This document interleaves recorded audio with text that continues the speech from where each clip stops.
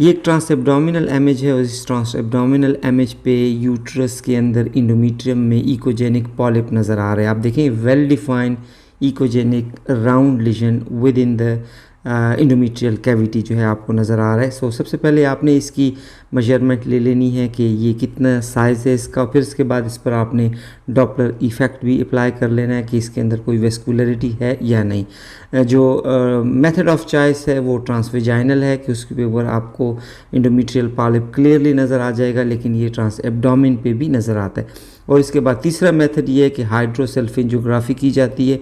आपको हाइड्रोहिस्टेरोसेल्फिंजियोग्राफी की जाती है जिसमें फ्लूइड इंजेक्ट किया जाता है, तो ये यूट्रस के अंदर पॉलिप जो है वो आसानी से नज़र आ जाता है और इसका स्टार्ट भी जो है आपको नज़र आ जाता है। तो ये इंडोमेट्रियल पॉलिप है जो कि आपको अल्ट्रासाउंड इमेज पे इस तरीके से नज़र आएगा। ये देखिए ये ट्रांसवर्स इमेज है और इस ट्रांसवर्स इमेज पे आपको जो इंडोमेट्रियल पॉलिप जो है वो क्लियरली नज़र आ रहा है।